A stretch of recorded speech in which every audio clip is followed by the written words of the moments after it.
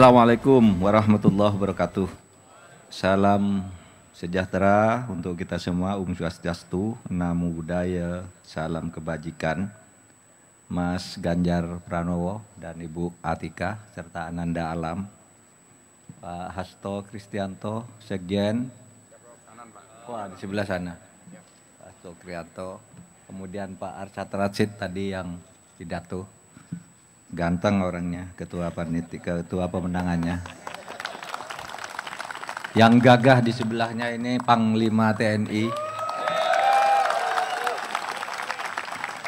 Lalu Pak Gatot Edi, mantan Wakapolri. Tuan Guru Bajang, Zainul Majdi, lalu Pak Andi Wijayanto. Dan yang paling ujung sana Pak Ahmad Basara yang ini belum kenal nama. Oh Pak ini, Pak Luki, Pak Denot ya, Pak Luki. Dan yang lain-lain nih dari pimpinan Sekjen Partai Persatuan Pembangunan, Sekjen Partai Hanora, kemudian Ibu dari ya, Perindo. Ya, dan yang lain-lain. Saudara, pemilu kali ini adalah pemilunya anak muda. Maka yang banyak yang hadir di sini adalah anak-anak muda yang agak lebih tua seperti saya, Pak Habib Kribo, Pak Saur dan sebagainya untuk membimbing. Yang lain ini banyak yang muda-muda. Pemilih muda sekarang ini jumlahnya terbesar. Sebanyak 62% yang akan menjadi pemilih yang sangat menentukan. Itu berarti wajah Indonesia 5 tahun mendatang akan sangat ditentukan oleh Anda semua anak muda. Buat saya sebenarnya anak muda itu bukan hanya berarti diukur dari sisi usianya, tapi lebih dari itu menurut saya adalah pemikirannya, cara pandangnya, gayanya, dan perspektif di dalam memandang kehidupan. Semangat anak muda adalah selalu berani melakukan sesuatu. Himmatur rijal, tahdimul jibal. Semangat anak muda itu, kata Sayyidina Ali, meruntuhkan gunung yang berdiri kokoh. Karena itu saya yang baru saja mendapat kehormatan dari 4 partai politik yaitu PDI Perjuangan, Partai Persatuan Pembangunan, Partai Hanora dan Perindo untuk menjadi pendamping Mas Ganjar Pranowo pada kali ini, mengajak Anda semua para anak muda beranilah membenahi dan membangun Indonesia ini dengan kekuatan dan keunggulan masing-masing yang Anda miliki.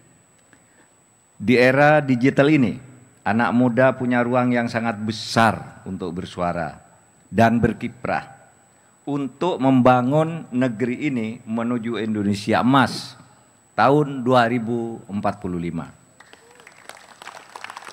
Saudara, Indonesia Emas itu Indonesia yang digambarkan oleh alinea 2 pembukaan Undang-Undang Dasar 45 yang berbunyi, dan pergerakan perjuangan kemerdekaan Indonesia telah sampailah kepada saat yang berbahagia, mengantarkan rakyat Indonesia ke depan pintu gerbang kemerdekaan Indonesia yang merdeka, bersatu, berdaulat, adil, dan makmur.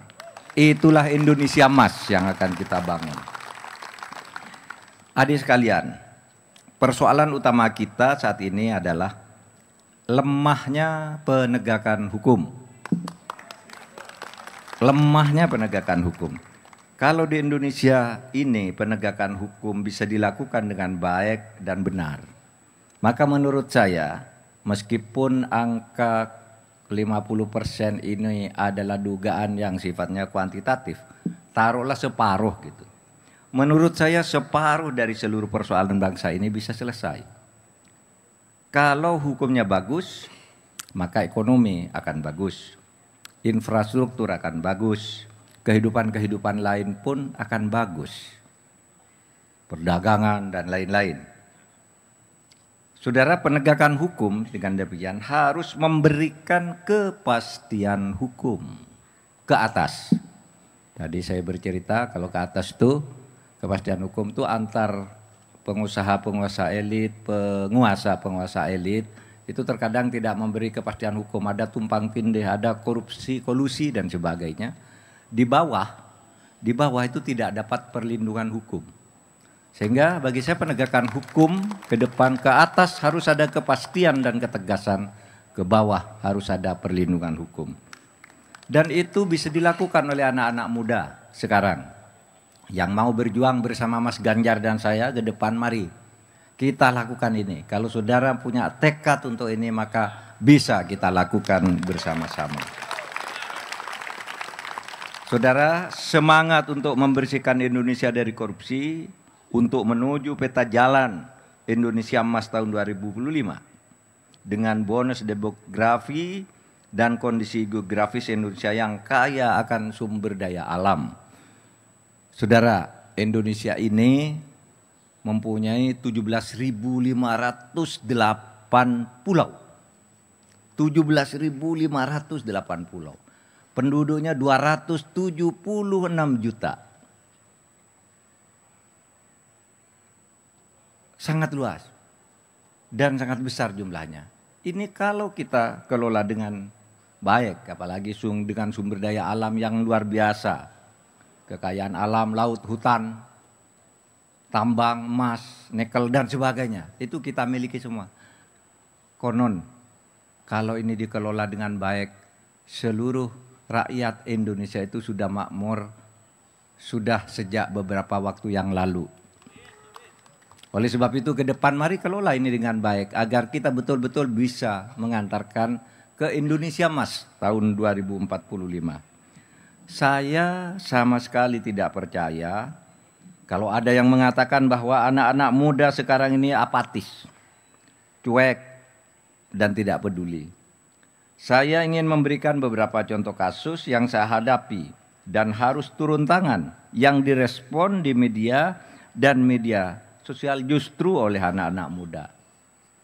Ketika saya mencoba menyelamatkan seorang yang tidak bersalah, namanya Saiful Mahdi, seorang dosen di Aceh, dijatuhi hukuman masuk penjara karena mengeritik institusinya. Saya turun tangan bersama beberapa pejabat di DPR dan lain-lain untuk membebaskan yang bersangkutan. Yang bersangkutan bebas. Dan sesudah bebas, sambutan anak-anak muda luar biasa. Anak-anak muda memberikan semangat dan dorongan untuk penegakan hukum dan keadilan yang seperti itu. Saudara sekalian, pernah juga saya membebaskan seseorang yang dikeroyok oleh begal di Bekasi.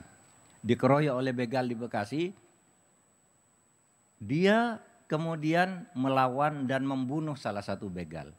Tiba-tiba saat itu juga yang bersangkutan ditangkap oleh polisi dan dijadikan tersangka. Saya sampaikan ke Presiden bahwa ini tidak benar menurut hukum. Karena orang membela diri dan membunuh si begal kemudian dihukum. Besoknya anak ini dibebaskan oleh polisi dan justru diberi penghargaan. Dan anak-anak muda memberikan dukungan terhadap sikap dan ketegasan pemerintah yang seperti ini. Saudara, mari akhirnya kita jadikan pemilu kali ini untuk menghasilkan perubahan. Memilih pemimpin yang dianggap bisa melakukan perubahan, apalagi perubahan besar dalam penegakan hukum. Perubahan itu bukan berarti menutup buku. Perubahan itu adalah melanjutkan tahapan-tahapan yang sudah kita capai. Satu, yang bagus kita lanjutkan, yang sudah selesai kita pelihara, yang tidak cocok kita buang lalu kita kembangkan ke arah-arah baru. Karena sebenarnya perubahan itu bisa saja hanya diartikan sebagai pengembangan. Tidak harus dipertentangkan antara perubahan dan kelanjutan. Sama saja sebenarnya semuanya berarti pengembangan. Demikian Selamat, mari berjuang bersama Ganjar dan Mahfud MD untuk menuju tahun 2045 yang sempurna. Assalamualaikum warahmatullahi wabarakatuh.